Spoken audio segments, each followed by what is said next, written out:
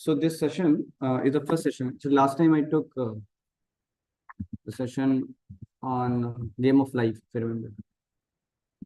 So that was, we talked about how there is a difference between the humans and animals is essentially not, based on some intelligence or the ability of eating, sleeping, mating, defending. The human beings have the privilege to inquire about God. That's what we discussed last time. So eating, sleeping, mating, defending is common between humans and animals. But what makes human beings superior to animals is that they have that chance, they have that privilege, they have that ability to inquire about higher truths of life. So animals, they don't have that privilege. Of course, I said somebody was asking question last time that there are some animals also, those who are God conscious. They're talking about Hanuman or Jatayu, but they're exceptions. They're not like regular. So if you see in general, the animals, they don't have that kind of inquisitiveness about higher truths of life.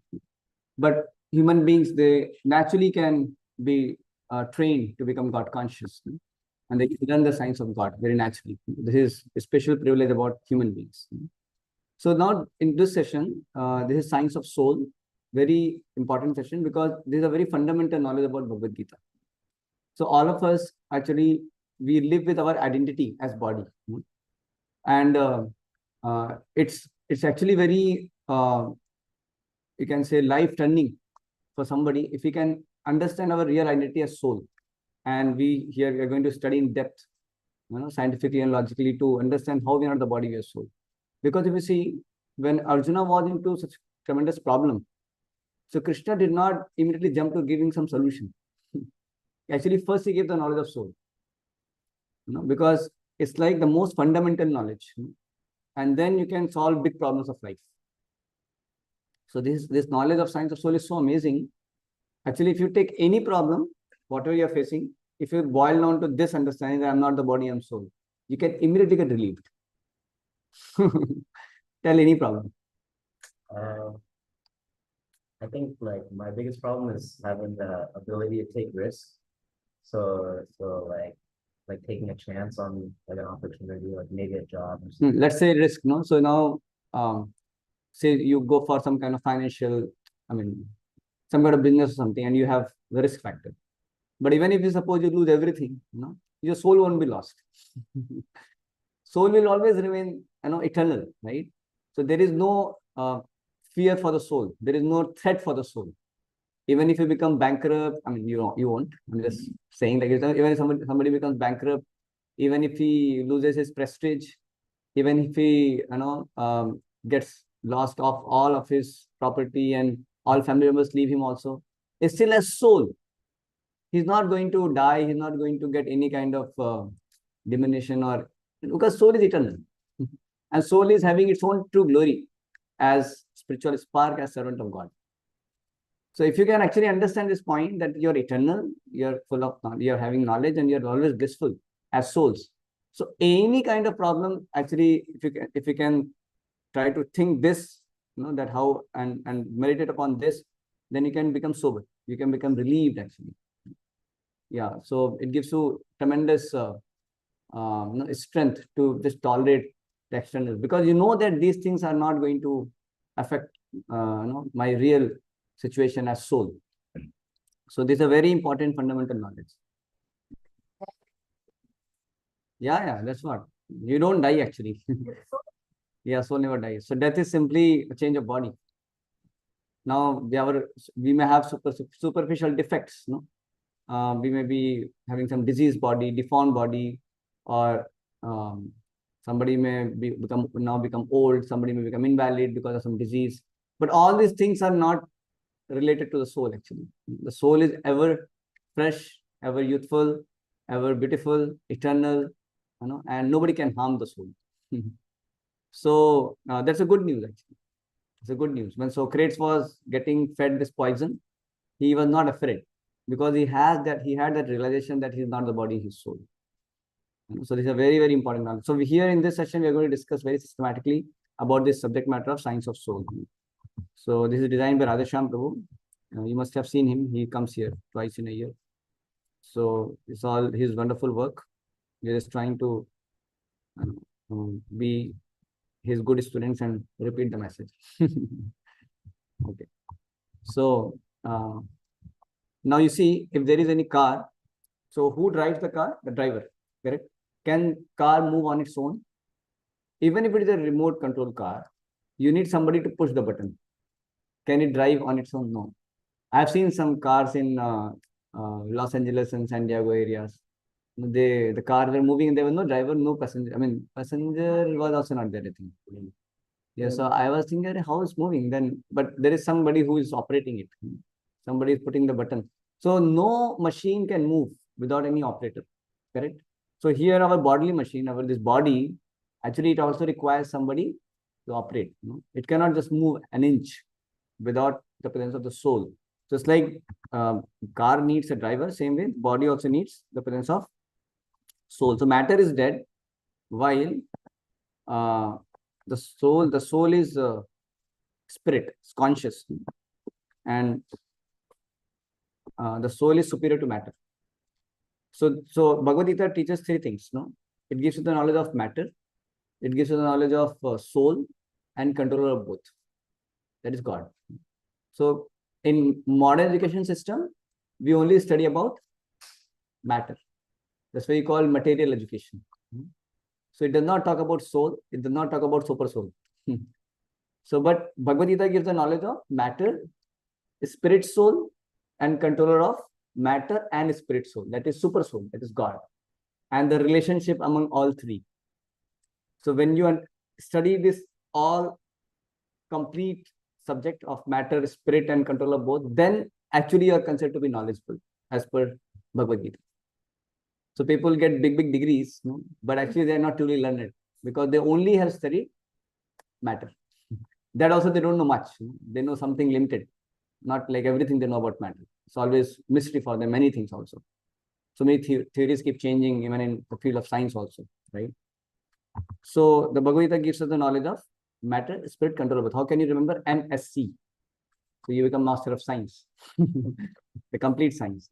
That is MSc, matter, spirit, control of both. Like that. So am I matter or am I spirit, soul? This is the first thing we are going to discuss. 6 changes of the living body, scientific proofs for existence of an anti-material personality, mechanism of mind, and practical benefits of knowledge of soul in everyday life. These are the topics we are going to discuss today. The first topic is, am I matter or am I spirit? So if somebody asks you that who are you? So what is your general response? When someone asks you who are you? Yeah, you may tell your name, you may tell your identity, like, oh, I am Mishra, I am Gupta, I am Indian. You may say so many varieties of identities of yours. Hare Krishna. So basically all the identities are based on your body. Correct? We are referring to our body and body designations.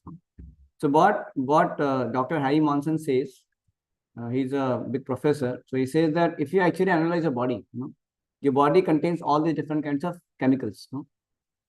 So your body has like 5 pounds of calcium, phosphate, 9 ounces of potassium, 6 ounces of sulfur and sodium. Like that, if you see, so much of chemicals are there. And they may have certain value. Like if you see amount and then you can calculate the price. So if you calculate the total price of your body, it comes out to be rupees 110. So now think of yourself, like, are you worth rupees 110? If I give you 110 rupees, can you become our man? You'll say, bro, I'm already your man. Now the point is that, I mean, we don't just think ourselves like worth of 110 rupees, correct? So that means we are something more than body. Like suppose somebody meets an accident also. So now his friend, when he comes to know that this fellow is met an accident, he's not very much eager to save the car. Car may be worth 40 lakh rupees or $20,000, I don't know. But he is more concerned about the man, I mean the person, the friend. Because friend is not some worth 110 rupees. Because if suppose friend is 110 rupees worth only, and the man is, the car is worth $20,000. So obviously you should save the car. You should go for the car, hey, take the car, go to the garage, better repair the car. No, we know that friend is more important. So that means the soul is more important than the body. What makes the man valuable? What makes, because life is there, because there is soul, the presence of soul is there. That's why the person becomes very valuable, right? So dead things, it's actually not so valuable. Let's say suppose dead body is lying. Nobody will give any amount for that. It's a dead body, right? So, but if there is a living person, so he has a lot of value, so much value. So why that value has come? Because the presence of soul. Actually. Soul is a person. So yeah, this is not essential stuff of our identity. So we are more than chemicals. No? So what is our real identity? So we are actually spirit soul. So if you see any after death, any very beautiful person also may be there, but after he dies, there are no feelings, there are no thinking, no desires, no movement, no consciousness. No? The body is same, but the soul is gone. You can see that. So you can see how we go through different stages of life. No? Old age, and then we die, and then we take next birth in the womb of some other mother. So we keep changing our bodies like this. No? So Krishna says in Bhagavad Gita, for the soul there is neither birth nor death at any time. So we are eternal. So body is matter, soul is spirit, body not conscious, soul is conscious, body changes, soul does not change, body is temporary, soul is eternal, body is dead, and soul is always alive. So if you see the material viewpoint is that we are a material bodies made up of this chemical, bundle of chemicals. But a spiritual point of view is that we are no more than a chemical bundle, we are actually souls. The soul is the real person. The body is simply the outward dress. Everything is finished at the time of death is actually the material outlook. But actually, we are not the material body for flesh and bones. We are a spirit soul engaged in the material body. We do not die when material body stops to function. So this is our real identity. So this is material viewpoint. We are bodies made up of matter. We are no more than chemical bundle. Everything is material viewpoint.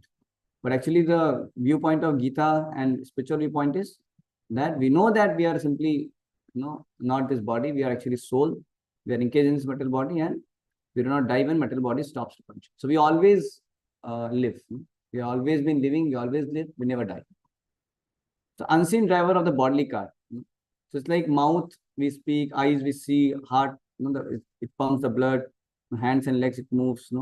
So same way if you see that in the car also, like somebody may want to communicate to other vehicles. In the pump he put the horn.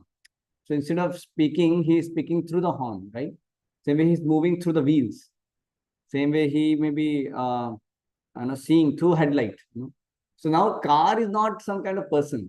Car is simply an outward, object, like outward machine for that driver. So same way the body is an outward machine, outward dress for the soul. So when we are speaking through our mouth, we are seeing through our eyes, it's like the soul interacting in this world through this machine. You got this, no? It is not the person. So what we see is not the person. Like when I'm seeing all of you, I'm not seeing you actually. And when you're seeing each other also, you're not seeing each other also. What we are seeing is simply the bodily machine of each other. And when we're interacting also, we're interacting only with each other's bodily machine only. So the person is sitting inside. It's like sometimes when you're driving also, then you may not see the driver inside, right? You may only see the car, truck, or whatever it is. Then you say, hey, truck, get aside. Hey, thela, go this side. You may say all this. But you don't see the person sometimes, correct? No? Sometimes the person who's sitting in the car may be your own relative. You may not know that. you may be dealing rudely.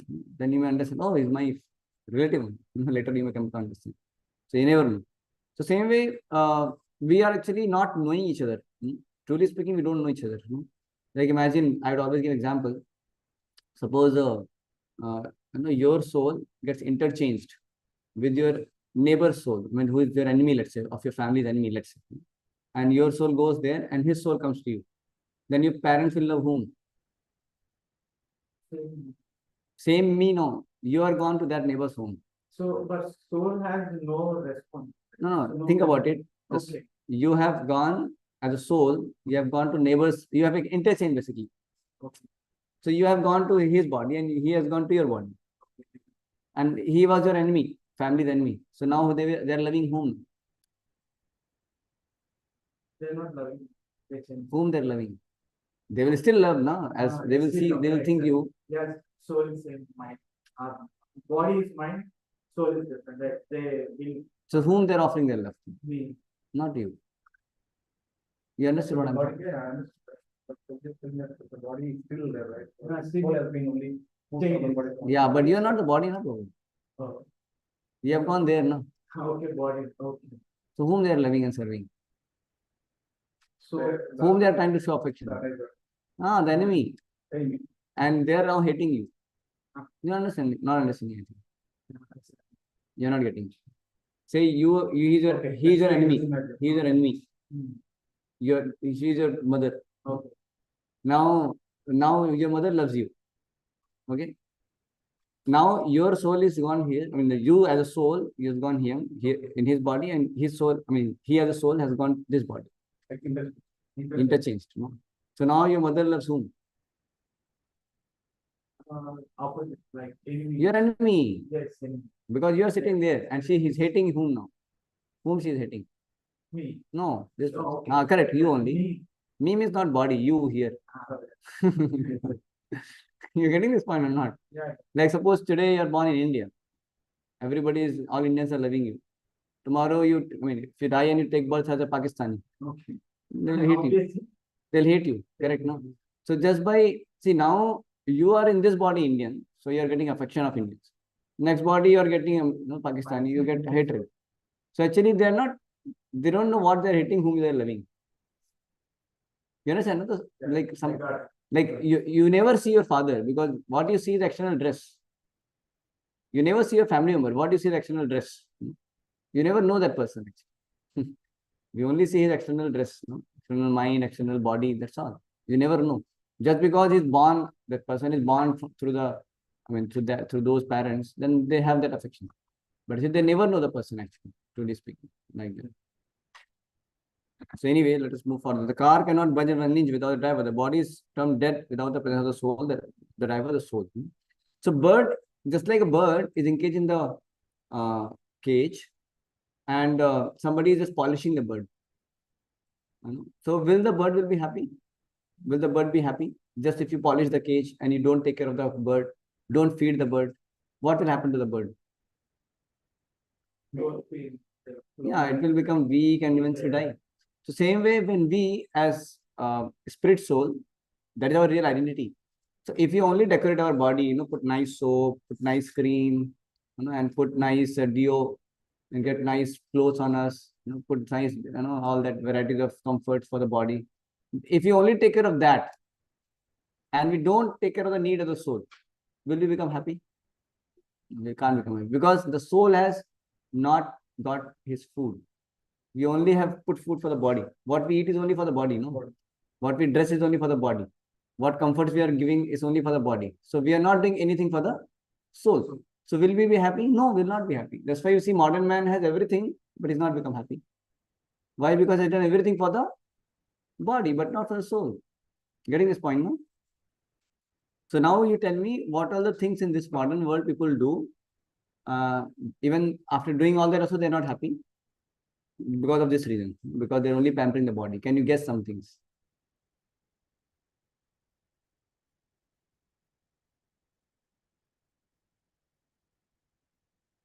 So many things are there. So many varieties of clothes. No? Jewelry, so many. What else? Yeah, so many people get so much property they purchase. No, in America they have sometimes so much property, acquiring a lot of wealth. Yeah, correct. Cosmetic industry, so much cosmetics. Yeah, correct. So all these things people are trying to get, and by doing that, they think that they'll become happy. But ultimately, what happens? They're not happy. They're not happy. They're not happy from the inside. They're not happy only. Why they're not happy? Because they haven't fed the soul. They have not taken care of the soul. Soul is not nourished. So how the soul gets nourishment? When you do spiritual practices, when you do meditation, chanting of Hare Krishna, when you take prasadam, when you engage in service of the Lord, come to the temple, that is nourishing the soul. Then by nourishment of the soul, you actually become happy. You start becoming truly happy. The environment. Yes, spiritual atmosphere. The spiritual atmosphere nourishes you. Correct. So he says, Swamiji, I think our body is just a complex machine that gets worn out and crashes. Why should we bother about some soul powering the body? So he said, does your car or computer multiply? Do you have a male and female car, then can unite and produce a baby car? Does it happen? So the car is not having that ability, to get some baby or something. So now our body is not simply a machine. Like we are not simply robo. It is more than a machine. It's a living body. Because soul is present also. Like my laptop, this is not a living body. But my body is a living body. So what is the difference? The 6 changes which happens in any living body. What are 6 changes?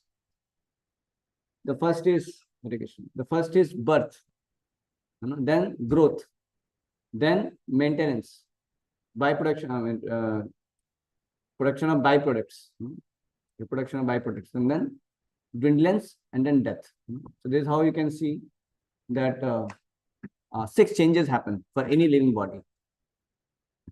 So living body undergoes 6 changes, and matter only dwindles. Matter will only dwindle, but the living body undergoes 6 changes. What are 6 changes?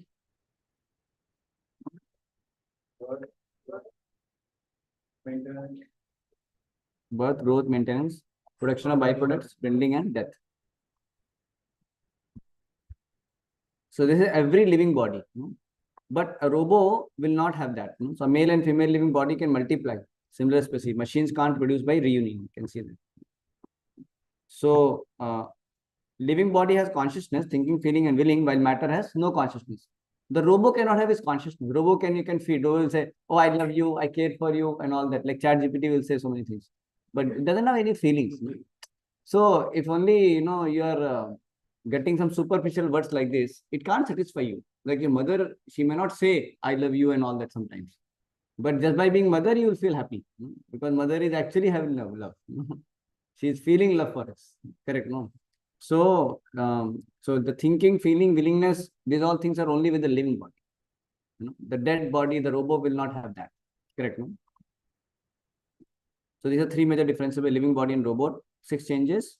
Matter only dwindles. Male and female living body can multiply similar species. Machines can't reproduce by union. Living body has consciousness, thinking, feeling, willing, while matter has no consciousness. So obviously now the body also has 2 parts. One is gross body, like what you see, this all hands, legs, and everything. It's actually nothing but the gross body. So this is made up of Pancha Mahabhuta: earth, water, fire, air, ether, all Pancha Mahabhuta. Now the gross body is the external, the body which you are able to see, but there is subtle body also, which you cannot see. What is subtle body? Man, buddhi, ahankar, mind, intelligence, and false ego. You cannot see the mind, but it exists. Sometimes somebody may be healthy, but mind is so troublesome, he's committed suicide. He gets into depression. Correct? So physically you may be present here, but mentally you may go somewhere else. You may be sitting in the class right now, so and your mind will be somewhere else. Mind will be thinking something else. We don't never know. So subtle body also is a very powerful factor, because just like the person, maybe physically there somewhere, but mentally he's not there. Means what? That means in subtle body he's existing somewhere. He's somewhere else. And his gross body also he exists, because you see that when somebody is pinching, then he feels pain also. So who is experiencing the pain? Through this gross body. The soul. Soul is actually trying to get different kind of experiences through this body, mind, and the gross body and subtle body. But the soul is beyond this gross and subtle body. The soul is called Satchidananda. Sat means eternal, Chit means knowledge, and Ananda means bliss. The soul is Satchidananda. The soul is not the body, and soul is not the mind also. So it is very important thing to understand. It is important for us to know we are not the body, but it is also all the more important that we are not the mind also. Because what happens, people sometimes want to do what will make their mind happy. See, one thing is that what will make your body happy, but the second trap is what will make your mind happy. So you identify with your mind. So your mind likes something, you don't like something, then accordingly you want to do things. But you're not the mind also. Now, tell me something which your mind may like, but it is not good for your soul. Can you guess something? Okay, your body likes, it's not good for your soul. Then you can think of what your mind also likes, but it is not good for your soul. It is not going to nourish your soul. Like watching like junky TV or something? Yeah. Watching what? Oh, just some like TV that's just showing like people doing bad things or something. If you watch kind of dirty movies, like say some adult content and all you watch, so you're sometimes somebody's mind will be very degraded. So his mind will like that. Or watching some kind of passionate movies, some romantic movies, some kind of action movies. So that may be liked by the mind. But what happens when you see those kind of things, then your mind becomes more contaminated. Correct, no? And by that, because of having so much of contamination in the mind, then you have to take many more births. Yeah, because we will see that based on the condition of our mind, we get next birth. So it is dangerous that way. Because when you pollute your mind, then you get into many births you get. Yeah, the karma you get, and then you get different kinds of births like this. So it is detrimental for our progress, spiritual progress, right?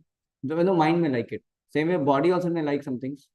Like body may like to smoke or drink. You may feel tasty with the tongue, meat and all that. But it is very detrimental for spiritual progress. Tongue may like eating meat, but it is detrimental for the spiritual progress. So one should not understand that. One should understand that I'm not tongue, I'm not the body. So I should not get into it. I should tolerate it. Same way, I'm not the mind also. Mind may want to do something, but it is not good. Correct, no? Like animals, they may not control these urges of the body and mind. But human beings can do that. And it is important to do that. Because then only you can work for the upliftment of the soul. So only in human form of life, you are responsible. See, animals, they go by instinct. Whatever they're feeling comfortable, they'll do it. Correct? Whatever their mind is liking, they will do it. Correct? Like suppose an animal is going, he eats like eating. So he will, some thela is there in India, like thela, and there some fruits are there. What animal will do? Immediately he'll put them out. He'll eat it. Correct? But will you do that? You're feeling hungry, you'll take someone's, and you eat it. No, you will not do that. You may pay the money and you will take, and then you might do it. Correct? No? You know what is dharma, what is the legitimate thing to do. So you'll control your urges. If you don't have money, you will not do it. No, you may you may go to relative's house or ask for some money. Something you will do. Worst case, you may beg. But you cannot steal like this. Correct? No? You will know that it is not good. Correct? So you cannot just put your mouth somewhere and hand somewhere and you take it. You cannot do that, right? So you can control your urges, even though your mind may want to do it. Your mind may say, "Oh, it is nice," but you will not do it. Correct? So you can control your urges like that. Same way, a boy may be running, boy or girl, whatever. So suppose he, sees some opposite sex and he likes it. Oh, a very beautiful person. So will you just go and take the hand and chalo mere saath? Can you do like that? You'll get a big slap. What is this fool? Or you will put to police. Correct or not? But if you see any animal, dog, or any cat or dog, they will just, anywhere they will feel like, they will just go. Correct? They'll go and get into some kind of affair in their own way. Huh? Yeah, so they cannot actually, Prabhu, they don't have the responsibility to control their urges, basically. But human beings, they are supposed to be responsible. They cannot just go ahead with things which they like. So now, see, Prabhu, the modern world has become so dangerous. In Vedic life, people would always think about what is going to please God, what is not going to please God. So that way they would think. Then later, people at least started thinking, okay, what is there in the Shastra, what is not there in the Shastra. What is going to please God means even material things also, when Shastra are telling, they will not go for it if it is not pleasing God, if it is not awakening my love for God. So they are so refined. They would follow the highest dharma, that is loving God, serving God. But later, at least, they started understanding, okay, if something is in the Shastra, then we can follow. If Shastra is saying no, then we should not do it. So they would follow as per the Shastras. Then later era came when people started at least thinking of, they were not following Shastras much, but they were at least thinking what is good, what is bad, in their own way. Yeah, good, yeah, this is we should do, we don't do like this, we do like this. Some discrimination. Now, postmodern era has come where you don't think about what is good, what is bad. You think whatever you feel like is good only. The freedom of expression, they say. It's a useless concept, freedom of expression. What is freedom of expression? It's simply like you are feeling like a dog, then you act like a dog. Huh? What is this? Useless it is. Yeah, that is foolishness. Actually, freedom of expression is on the platform of soul. A soul is having the birthright to express his love for the Lord. It should be facilitated like that. For that, some discipline is required. But you have the freedom of expression in a very animalistic way. That is useless. It is nonsense actually. You are feeling greedy And then you go and steal others' property. I have freedom of expression. I can do that. You cannot do that. So see, it goes not well together. So they put the lot of in US also they say land of freedom, but there's so many rules and regulations. Why? So they're restricting the freedom, no, in that sense. No? But something they'll say, no, but this thing you can do, this thing you can do. So they have their own ideas. No? You let them people not get suppressed, no? They should facilitate, and they want to legalize certain things. It's all nonsense actually, bro. The point is that we have to follow the codes and conditions of the scriptures, and regulation is meant for the purpose of elevating the soul. That's the purpose. So, and the soul has that real true freedom when he is actually able to connect with God. When the soul becomes truly free. That's why the real independence is when you are dependent on the Lord. That is real independence. Otherwise, one can never be independent, because one will always be under the control of these vices: lust, anger, greed, pride, envy, and all that thing. So one can never be freed from these vices. So real freedom comes only when you follow God. It's like when the plane has to take off, then it has to follow certain guidelines. No, you cannot say freedom of expression. I will just take off from anywhere. Then that Ahmedabad plane crash, no, that will happen every day. Yeah, every day people will die, because you need certain regulation in life. So same way, people are also crashing right now in this world. Yes, correct. Yeah, correct. So soul is actually the real person, like that. So let us move forward. So now you can see scientific proofs of soul existence. Like somebody dies, then what we say, he has passed away. So who has passed away? Person is still lying. So the soul has passed away. By common sense, we can understand. Same way, say that my watch, I say my bottle, I say my mobile. I don't say I bottle, I mobile. That means bottle is different from me, and I am possessing this bottle. Same way, I say my hand, my leg, my body. That means I am different from my body, and I am possessing this body. Correct? Now, the body is different from me. Correct? This is how we do it. So this by common sense you can understand you're not the body or soul. Then another thing is that consciousness. No? So you can see the thinking, feeling, willingness. That is the symptom of consciousness. Correct? Like if a camera is recording something, the camera is not actually undergoing some feeling or thinking. It simply records. Yeah, whatever it is. Like say suppose some traumatic scene is there, they're crying and all that. It's not that camera is having all tears and all. It's not like that, because there's no feelings, right? But if there are some people, audiences there, they're watching some drama or some movie, they will get into emotions, right? So because they have thinking, feeling, willingness and all that thing, intentions. So consciousness is a symptom of the soul. So we are all conscious beings. That shows that we are not some matter. We are actually beyond matter. We are soul. So soul only has that consciousness. So but dead matter will have no consciousness. And also there are some out of body experience and near death experiences also. Like this is one man. No, he was like he met an accident, and then he could see himself separate from the body when he was operation was going on. Then he could tell everything what doctor and nurses were talking. So how it was possible? Because he could see himself away from the body. No, that was possible for him. So it happens with some people. Some people have experienced that out of body experience. Actually, there are some people who have witnessed that out of body experiences. So let us move further. So 11 to 14% of the average American population, they have experienced this out of body experience.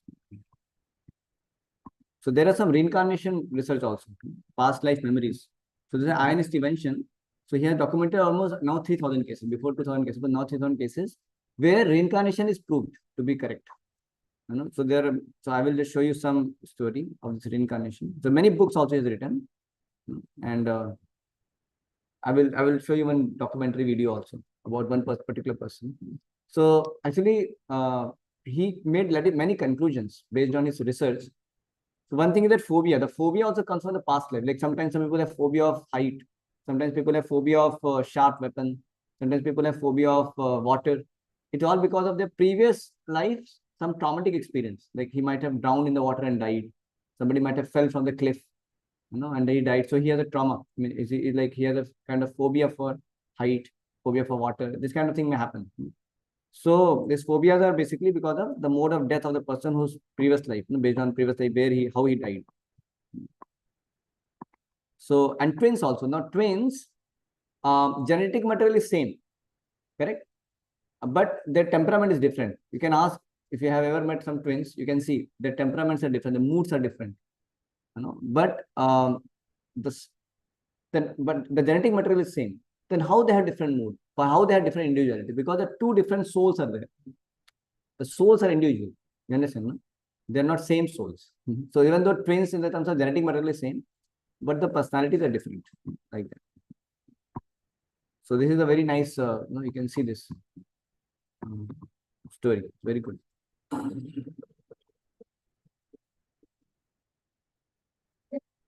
I'll just share the sound so that online people can also hear.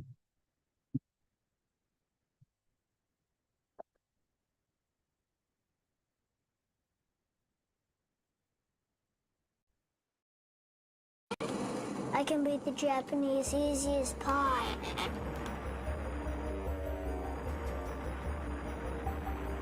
When he was about 3, he started to draw a lot. He started to sign some of those drawings, James. When he was about 3, he started to draw a lot. He started to sign some of those drawings, James 3. He would just be crying. He'd say, airplane crash on fire. So one day I asked him, I said, why are you signing your name James 3? His response was, well, I'm the 3rd James. It's being called the case for reincarnation. There you go. This 7-year-old boy from Louisiana not only shares the same name as this World War II fighter pilot, they seem to share the same soul. Initially, what caught my attention was James's extreme fascination with airplanes. James Leininger's parents don't believe in past lives, but realized early on their son was unique. I took him to the Kavanaugh Flight Museum. That every time we went to the area where the World War II aircraft were located, he would just stand there and point, mesmerized. He was barely 2 years old. Here's home video. While the other youngsters viewed the bombers with a childlike curiosity, little James recognized the steely war machines with a certain familiarity and comfort. The pilot put them on? I said, oh, look, there's a bomb on the bottom. He said, that's not a bomb, that's a drop tank. That innocent trip to the museum would dramatically alter their lives and the lives of complete strangers forever.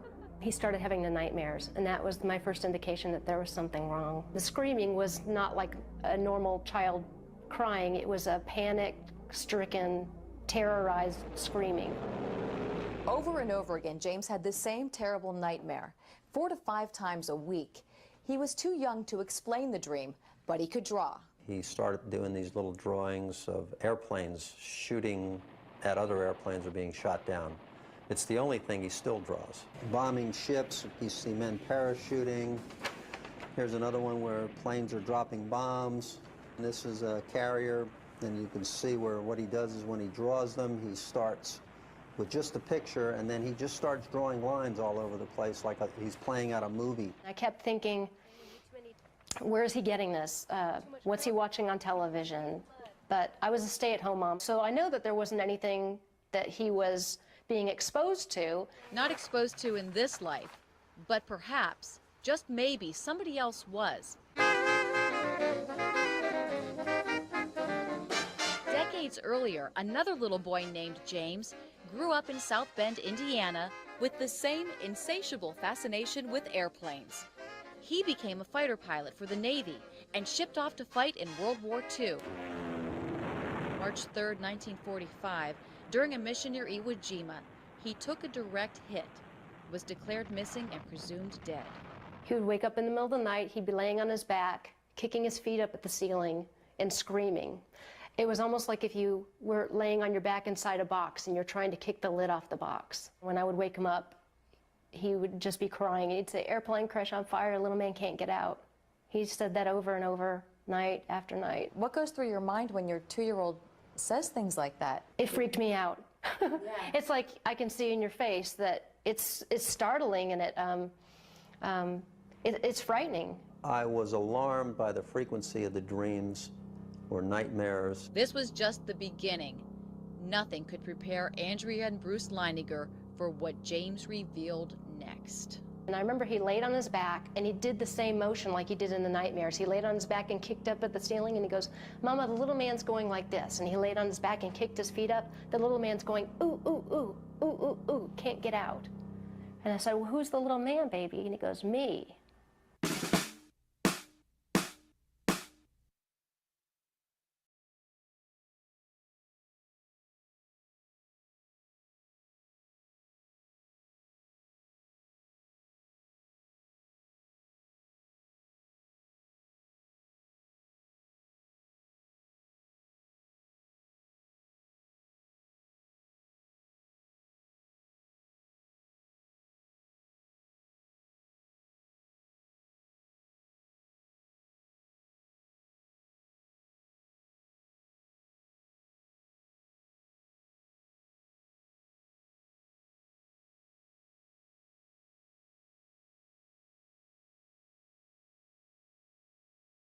So there are many cases like that about those who are having this kind of experiences, reincarnation experience.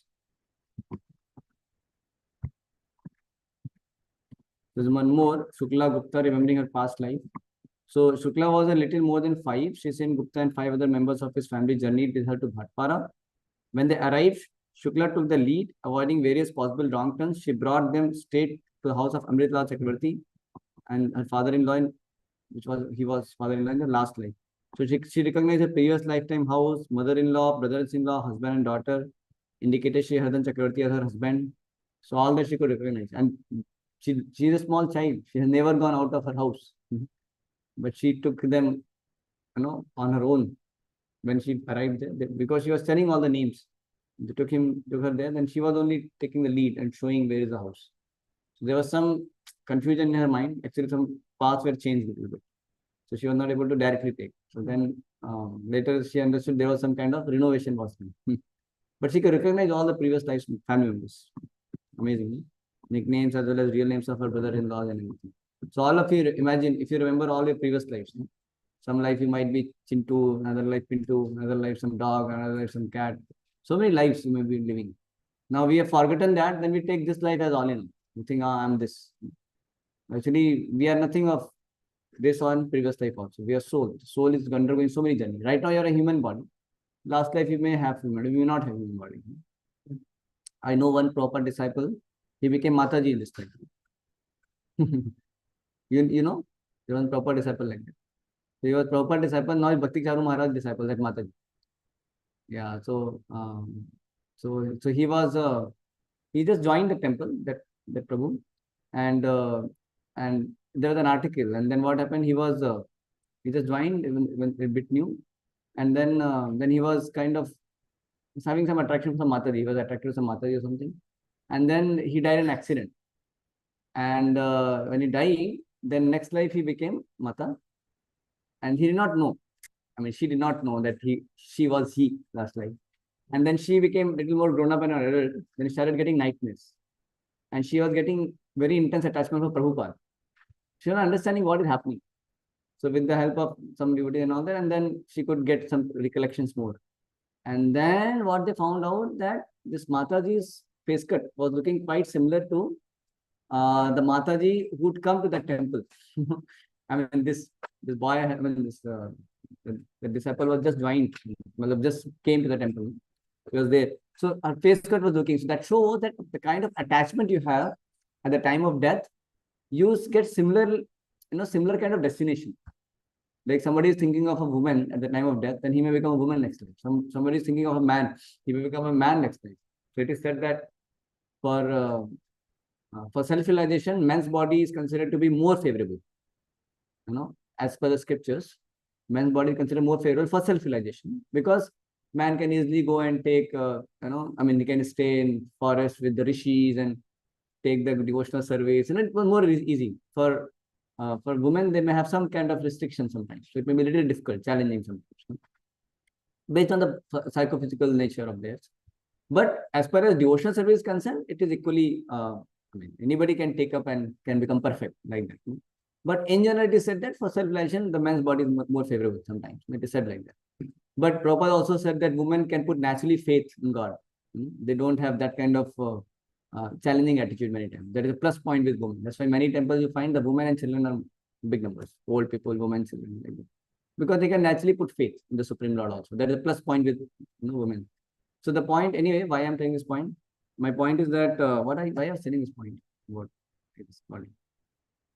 No, I was saying that So if a woman thinking of the, that's why it said if the woman is chaste and thinking about her husband, she dies.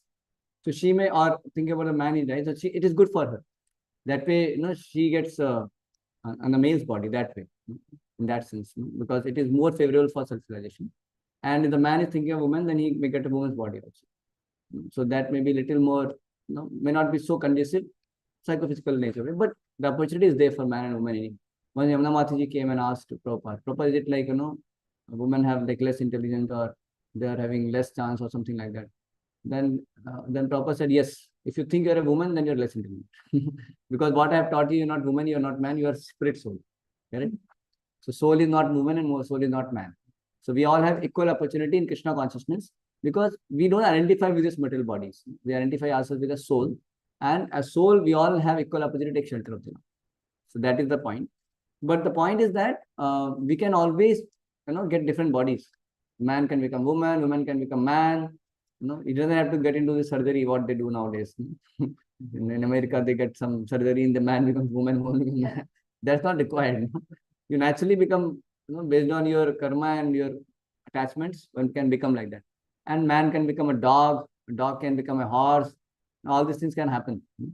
So, even in Bhagavatam also there are some past names. There is a Puranjan. Puranjan becomes Puranjani. She becomes a woman. Next life it happens. So there are many examples, plenty of examples. So we should not think that this identity what we have is our permanent identity. So in America, they have a lot of this gender crisis. That is foolishness because you are not any material gender at all. You are a soul. Soul has its own real identity as part and parcel of Krishna. So that they don't understand. Anyway, so reincarnation is a fact. You can see that so many people, they remember also their past life. And there are 2,000 cases he has almost documented. So many scientists also actually, they talk about, Socrates was some believer of soul, John Adams, Benjamin Franklin, they were all believer of the soul. I'm not going to the detail of it. You can see the slides later. Practical benefit of knowledge of the soul is, see, mind is the storehouse of thoughts for unfulfilled desires, mind. And the intelligence is the decision maker. The mind also has previous experiences. And the senses, eyes, nose, tongue, ears, and skin, they actually take the inputs from the external objects. And those inputs go to the mind. And mind is storehouse of thoughts and unfulfilled desires, previous experiences. And with the help of intelligence, you can choose whether I should go for it or I should not go for it. So let's say the eyes see the gulab jamun. So then immediately the stimulus will go to the mind and the mind will process it. Okay, gulab jamun is seen. So what is this? So previous experience. Oh, I have eaten. It's very tasty. And then unfulfilled desire. Oh, last time only one gulab jamun I got. In temple I saw three gulab jamuns were taken. I only got one because I was a little late. So then storehouse of thoughts, unfulfilled desire. And then you get thoughts. Okay, maybe I should get this time 3-4 gulab jamun. I should eat it. Previous experience was very nice. So now you want to eat gulab jamun. But then suddenly you remember, oh, yesterday only I went to dentist. He told no sweets. If you eat sweets, you are going to lose all your teeth very soon. So now dentist has told. So intelligence, immediately intelligence will check that desire of the mind.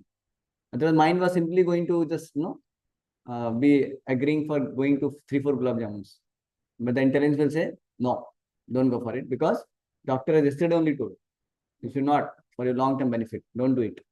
So if your mind is more powerful, than intelligence, it can overpower the intelligence and can reject the discrimination of the intelligence. And you can go for gulab jamun still. So many patients do that, right? Even they don't know, but still they cannot follow because their mind is very strong. Like some people are, addicted to alcohol or smoking. So their intelligence says, it's not good. I should not go for it. But it overpowers. Mind overpowers, right? And then you still go for it. So why it happens? Because intelligence is still weak, like that. So intelligence is the next door neighbor for the mind, and one can take help of the intelligence to control the mind and senses and go in the right direction. That's possible. So now intelligence, when it is corrupt, when it is corrupted by mind, overrun by the mind, then intelligence can serve the mind's dictation also. Like a man whose mind has become very lusty. So now intelligence can be overpowered the mind, and the intelligence will do things to fulfill the lustful desires of the mind. Same way greed, to do things to fulfill the greed of the mind. So intelligence can be corrupt. You understand this point, no? It's like the husband should direct the wife and family members, no, for the religious duties and take the family towards God. But if suppose the children and wife are very, very strong, like, I want this, and husband may get control on it. Like handpicked husband, he may get control. And then he will forget, and then he'll spend the money unnecessarily. The wife may say, purchase this, purchase that, and this and that, and this fellow is looted. So same way, the intelligence can be overpowered the mind sometimes. So intelligence should actually direct the mind and senses, and then our life can go in proper direction. So, but intelligence has to be made strong also. That's why we read Bhagavad Gita. By reading Gita and Bhagavatam, our intelligence becomes strong. Then we can say no to mind, nothing doing. I'm not going to do this. It's not good for you. You should not indulge your senses in this way. You should not get into all those things. So immediately you can say no to it. Right? Your friend may say, come, we'll go for Hollywood movie. Then you say, no, I'm going for holy festival in the temple, not Hollywood movie. Something like that. We have a holy day of Janmashtami. So I'm going for the holy appearance of Lord Krishna's appearance. Celebration, holy celebration. So that's how a devotee can discriminate by the help of intelligence and go for those things which is going to uplift his consciousness, uplift his soul, feed his soul. Yeah, it's like discrimination. Discrimination and determination also. Intelligence has two components, discrimination and determination both. So let's go faster. So this is compared to this also, no? The horse is like the senses, mind is like the rings, and intelligence is like the passenger. So the passenger will, the driver, the intelligence, that person who is driving is actually the intelligence. So the passenger actually will be very troubled if the senses and mind, intelligence is weak, and mind and senses are going all directions, all horses go in all directions. So our senses are also uncontrolled, and mind is also uncontrolled, intelligence is not able to take care, then whole chariot will be a topsy-turvy, and the passenger will suffer. It will be a big traumatic situation for the passenger. But if the intelligence is strong and direct the mind senses properly, then we can go in right direction. Same way, if you are strict with our mind, we should not lose with our mind. If we lose with our mind, we see anything, we eat anything, we look at anything, we hear anything, then you get corrupt. Then your life will become topsy-turvy. But if you are strict with the help of intelligence, doing those things which is going to uplift us, then we'll be blissful, because then our chariot of life will go in right direction. So he says there are many positive and negative thoughts: joy, love, hope, mercy, peace. So positive thoughts. Negative thoughts: anger, stress, egoism, racism. Necessary, thoughts: work, career, routine, and waste thoughts. There's different thoughts you can categorize. So what you should do? Waste thought should be eliminated. It should be made zero. Necessary thought can be there. Negative thought also should be counteracted. Correct? No? So negative thought should be eradicated, contracted. Waste thought should be just past and future worry we may be doing and all that should be. So negative and waste thought should be removed. Necessary and positive thought should be cultivated. And this we can do by the help of the intelligence. Intelligence can discriminate what is good for me, what is not good for me. Which is waste thought, which is necessary thought, which is negative thought, positive thought. Like for example, you get a thought. Oh, my neighbor has got 3 BHK flat. I'm only having 2 BHK flat. So what is this? I should also get 3 BHK because my neighbor, we both got job together only. We came for studies together, got job together. You have 3 BHK, I have only 2 BHK.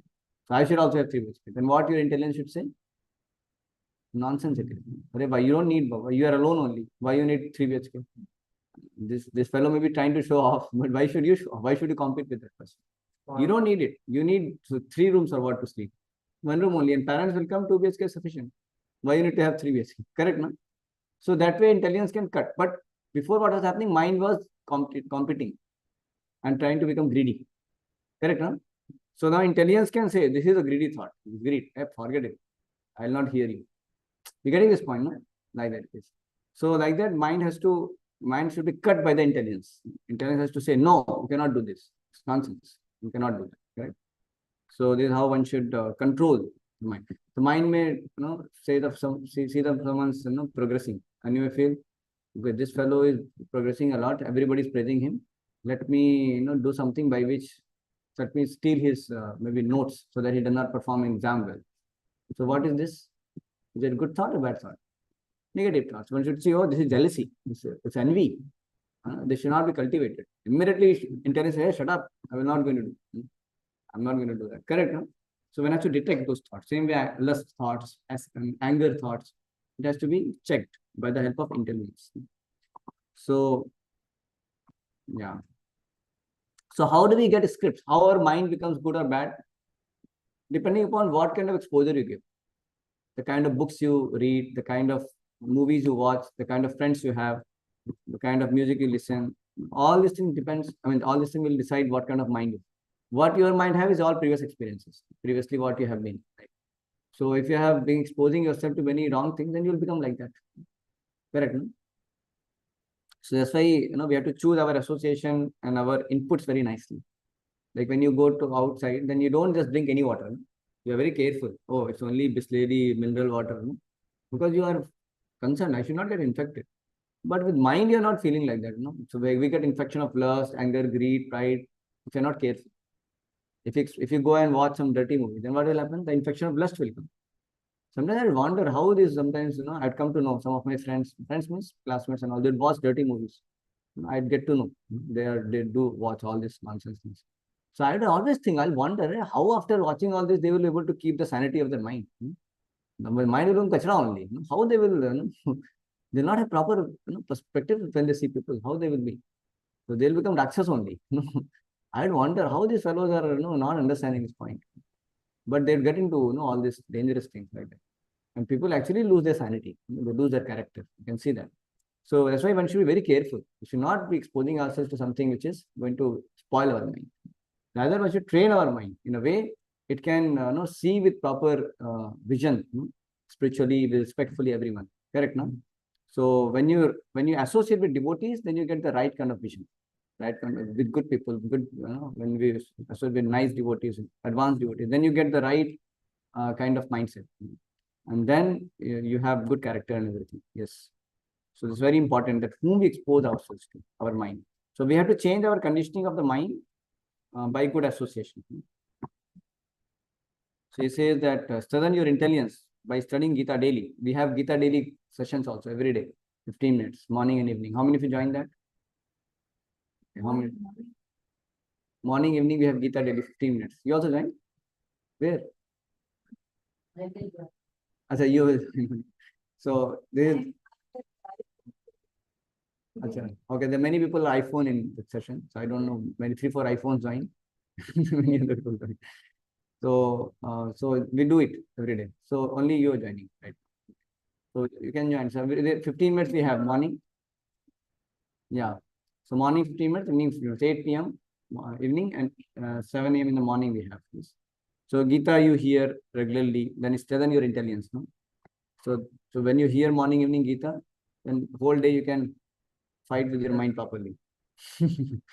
Otherwise, you start your day and your mind was only overpowering. Intelligence is in background. Intelligence is sleeping. Yeah. Yeah, correct. Thought of God, and also it helps us in so many ways. It helps. Yes. So, yes, I have to make it real faster. I'm done almost. So burn away the bad habits by through mantra meditation. How many of you do chanting every day? Every day chanting of 108 times Hare Krishna mantra. You chant 16 rounds. You're not chanting? No, 16 rounds, like 108 times? Yeah. You? Really? Start doing again. 108 times. You do how much? I got a counter recently. Sometimes You can take beats here. Beats also we have. but I have these. Chant 108 times. You? 108. I will do one. Huh? I do one. 108 times. We have beats. The beats you can have and just chant 108 times. So since when you are chanting? 1 week? You? So you have to chant now. You are chanting since how much time? I did the Gita one. So after that, it's almost 6 or 7 minutes. Oh, 6 months. Gita as it is written. And your chanting since how many months? Recently 1 or 8 times you started, like 1-2 weeks something, or 1 month. No, like 2 weeks. So like I chant 1 hour religious. Just 2 days like you started now. But you are chanting 2 days. Today and yesterday you chanted. Some people say I'm chanting from today. Should not be like that. That is also good if you continue to chant.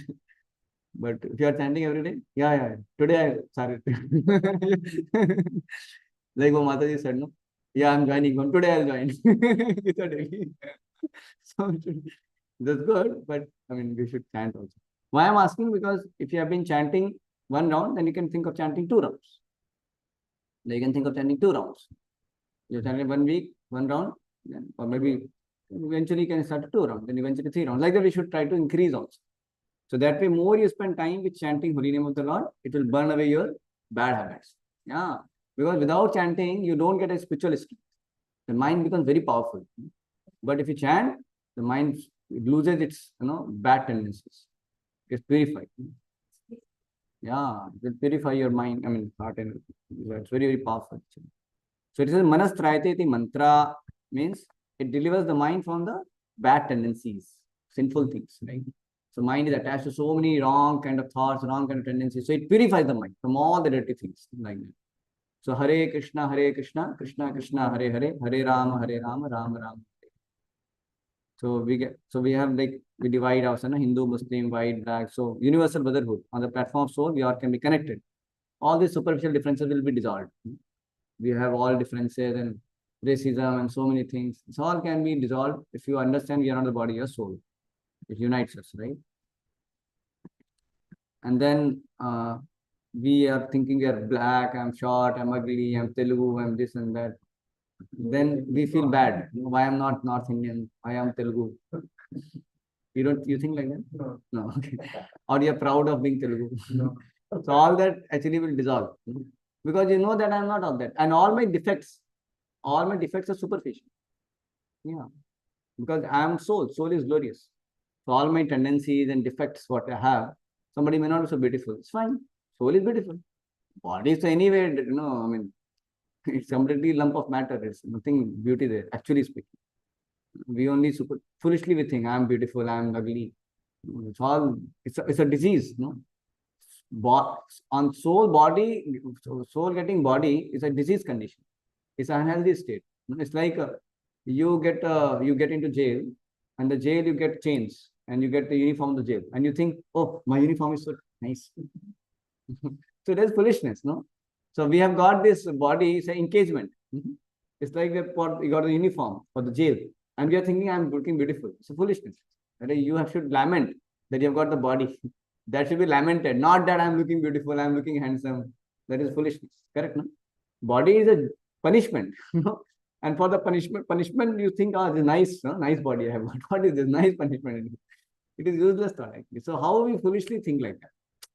So we have to know that this body and its all limitations is all superficial. Soul is truly glorious. So we don't have to become proud. We don't have to become depressed. We have to know that soul is truly glorious. So we can feel real pride of being the soul, part and parcel of God. We have our own glory. So that is true pride. Pride is you can have, but true pride we should have. Pride of being servant of God. Pride of being spiritual, part and parcel of Krishna. So I'm not the body, but a pure soul, and we have abundant potential. As soul, we have so much of potential. So my defects are superficial appearing in the body, but we have soul is very powerful. Then he says we develop towards others also. When we see others' defects, when we understand, oh, anyway, soul is pure.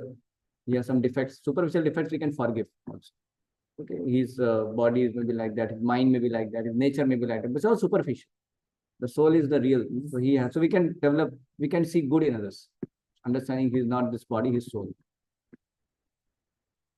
And then also we can use all the resources and everything, because we see every person and everything in connection to God. Then we can use everything for his service, like that. So can someone read one? Ultimate God, but a training for the servant of the Lord. Living God's nothing, forces to be born in pain, in the world to live it, they go again and again. The world. It's like one of the schools of God existence is God is there.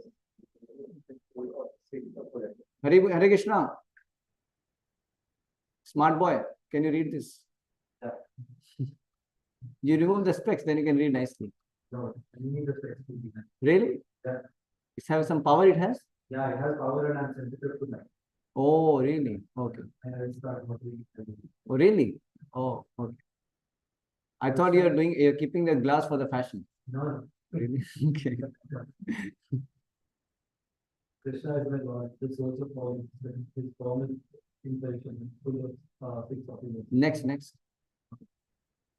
He pays a visit to this world out of his own free will to the pleasure and protect the devotees and come to him. Yeah. Yes. I'm only Brahmin. Not Brahman, Brahman. Brahman means soul, Krishna is part of super soul. Yeah.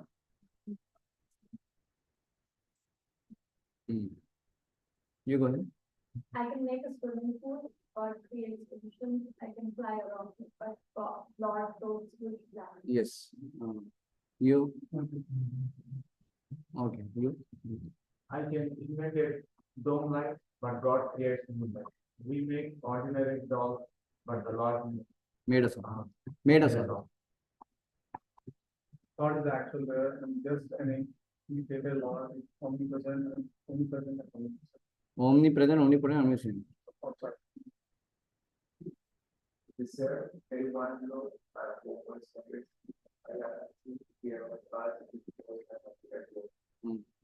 Smart boy? God is the greatest of all. Let us accept the fact at heart. Here is tiny servant, but we are even servant with them. Hare Krishna, Hare Krishna, Krishna Krishna, Hare Hare, Hare Rama, Hare Rama. So you got the Hare Krishna. That is the point to be understood. That we should chant Hare Krishna. Okay, so I think I went not so much, 1 hour only. I think I started a little late. But this is the version. Any comments, any reflection? Next time, please come in time. So you came very late for the session. Actually, I'm just thinking about that. Your name is Tarun, no? No, Others. You came for the session? no. Okay, any reflection, any question, any comments, anybody else? So Sure. like we live in this material world, people who have very material mind, right?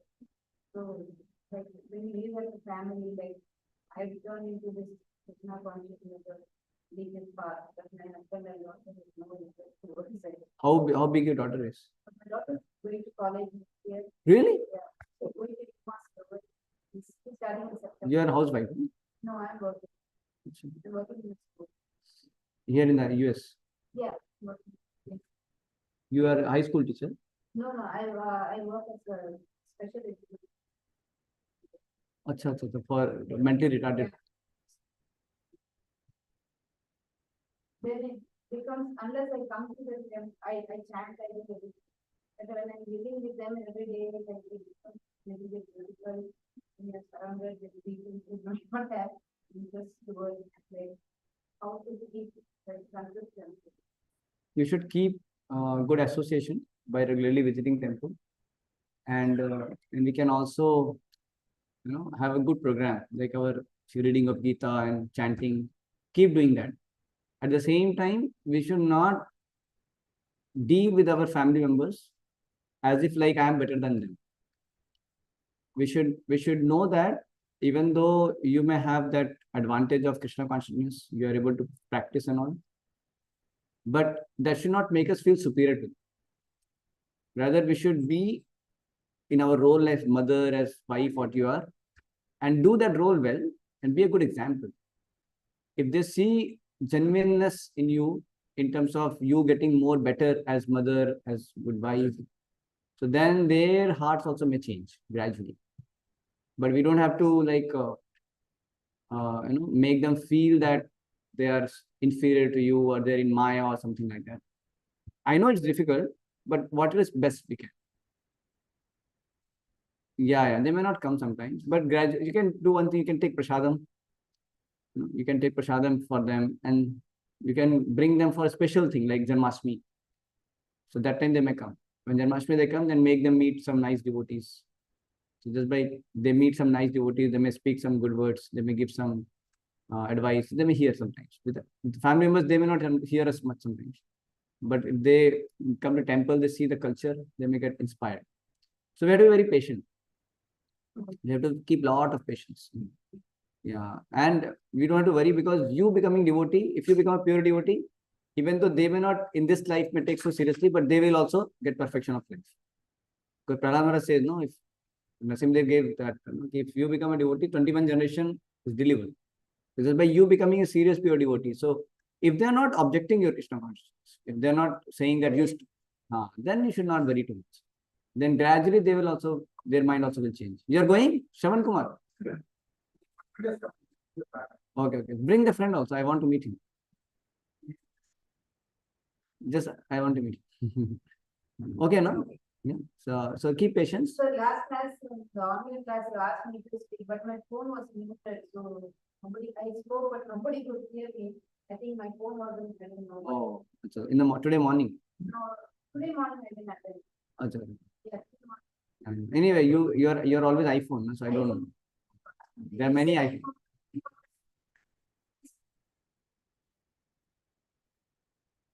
No, I just try to take reflection from different people so that at least. I read it once. I thought like it's a lot of things to observe. Where your husband is working? He's working in Boston. They made the wireless. You're from South India. Your husband is also from Chennai. Okay. So your daughter is in college, right? Where? Which college? Okay. Now she is going to go. Yeah, in September. And you have any son also? Oh, yes. Just one child. You bring the Janmashtami, you bring. Yeah. Janmashtami, you bring them, then they may get some interest. So we have to be very patient. Just give. Yes, yes, she's very Americanized. Yeah. Not very much. Yeah, no problem. You give the prasadam. Always when you come to temple, take some prasadam for them. Give them prasadam. And in home also you offer. And pray to Krishna. Oh Krishna, take this prasadam and give all your potency. By which they eat and they become devotee. Pray to Krishna like that. So like that you do. But surely if you try to preach them so much, they may not hear. Just try to bring them temple to special occasion. Don't push them too much. So as you become more, I mean, by seeing your example, they will become inspired gradually.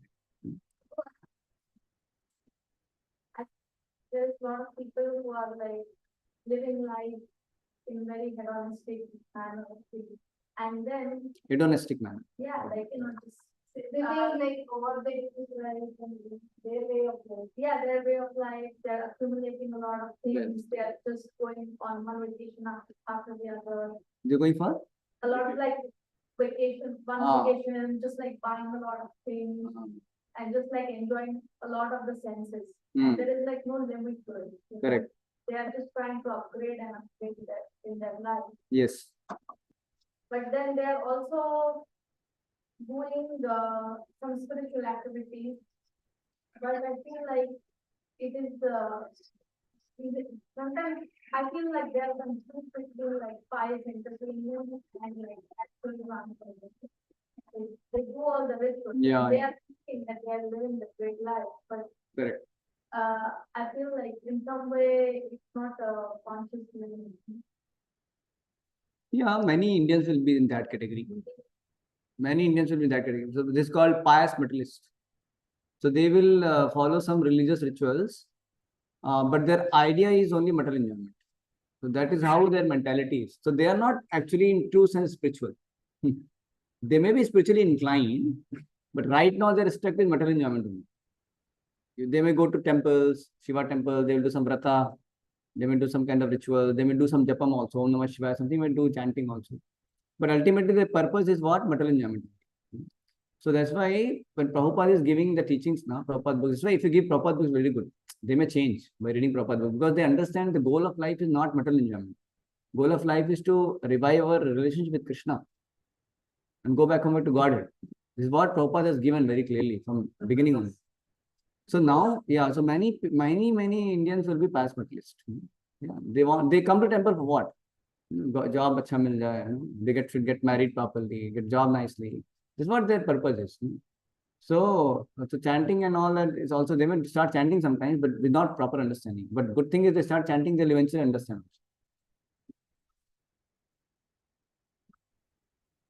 No problem. So we have to do one thing. See, we may not be able to change everybody, but we should try.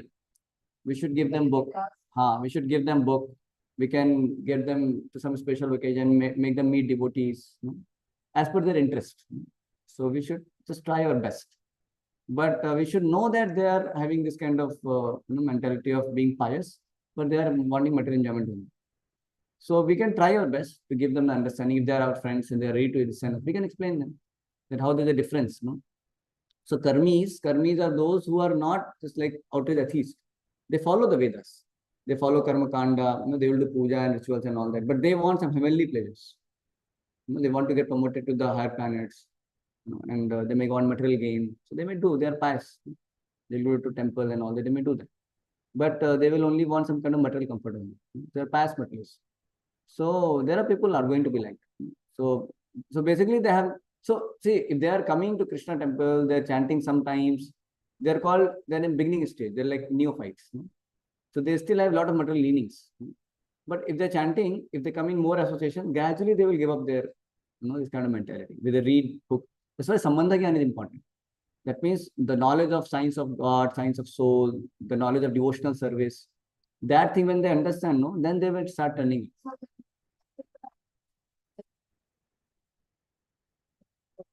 Yeah, so that's how their Sukriti has increased now. Correct. Gradually they will change. Their mind will change. It takes time.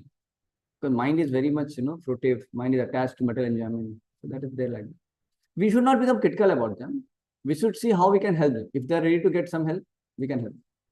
We can get prashadam and all that thing. But some people will take time to change. To like become impatient about it. Those who are ready now, give them more. Some people may be very much ready. They may want to come more. They may want to become more serious devotees. Help them more. You have to see who is who. And accordingly, you have to help them. And if they are family members, just act like your family member and you become nice devotee. By your sincere practice, they will also take up seriously gradually. They may become like my parents also not practicing. But now my mother and my father, they attend my sessions. They will come for my Ramayana sessions and Gita sessions. They come sometimes. Like today also Ramayana, my mother was there. So they may attend, my cousin attends sometimes. So they may not be chanting, but at least they're becoming favorable. So it's fine. So when I trying to preach them, they are not hearing. But I love them now, they themselves are coming gradually. So you become nice devotee, they will also pick up. Yeah, and remaining, and if you talk about this pious materialists, yeah, we can try to get them. At least if they're having some inclination to come to temple, get them to temple at least. Ask them come to temple and then give them some books. So, you read, you like spirituality, you like read this book. So give them, so through that you can get them in Krishna consciousness. But some people are very attached to, being pious and not ready to at all. So sometimes they may be very rigid also. They may not want to chant itself. They may say, no, I'm already doing and all. Then if they are rigid, then what you can do? Pray for them then. Give them prasadam, pray for them. And one thing you can do when the lectures are there, just get them, invite them like that. Because through knowledge only they're going to change, how they will change it. So they have to get exposed to some knowledge. When you bring to some devotees, they will give some understanding. By Sambandha Gyan, gradually they may transform. So we have to be patient. We cannot be like, we should not be critical also. Because, I'm just saying, I'm not saying you are critical. I'm saying we may sometimes, like in our heart, we may start thinking they are like, some gratifier. And then we may sometimes keep that. We know they are getting into all this. But what we can do is we can help them, basically. That way we should. Feel like they don't understand the purpose of Ah. So they don't know what they have. They are themselves confused. So they go on like pleasing all the senses. Correct. And they feel that they're doing the spiritual path also. They feel like they're doing their karma, they're taking care of everyone. Correct. But still, in some way, I feel that they fail in like doing it for this. Yeah, so that's why purpose of life is to be told. How they will know? You have to give them knowledge. If they're ready to hear, you give them. If they're not, give them book. Somewhere you have to give them, na. See, at least because of not having purpose of life, only people are into so many things. But also should be read with the spiritual master. If Yes, you read the book on your own, people don't understand. Yeah, I it, myself didn't understand it the first time I read it, but now when I read it with the guru, then I understand. yeah, when you come for the classes, you understand Yeah. that. So that's how you also bring them to classes. If not the online classes, give them some link and all you give them. They will hear sometimes. But see, by book also people have changed. It is not that, because in book also there are some devotees who have given their, they have put that thoughts. It is not their thought. It is actually Krishna's knowledge only. They have repeated. So many people have become devotees by reading Prabhupada books also. But as she said, many times hearing the lectures can help them more also, because they can hear and understand, assimilate better sometimes. But giving books also is very good idea. You get them books, they may read the books and their mind, they can understand the purpose of life. There are many people who have got the books, they become devotees. They search for the temple and they became devotees also. So giving them books also is very good. Now for you, it might be like, you might have got more able to digest when you came to classes. That is obvious, it's understandable. But some people may even connect with book also. There are people like that also. And if possible, you can try to get them for the classes and all. You're getting this point? Now we say that they're not ready for coming to classes. Then wait, pray for them. Give them prasadam. Get some special festivals and mass and all, get them for something like that. You have to seek for the opportunity. Okay? ठीक है, Hare Krishna. Thank you so much.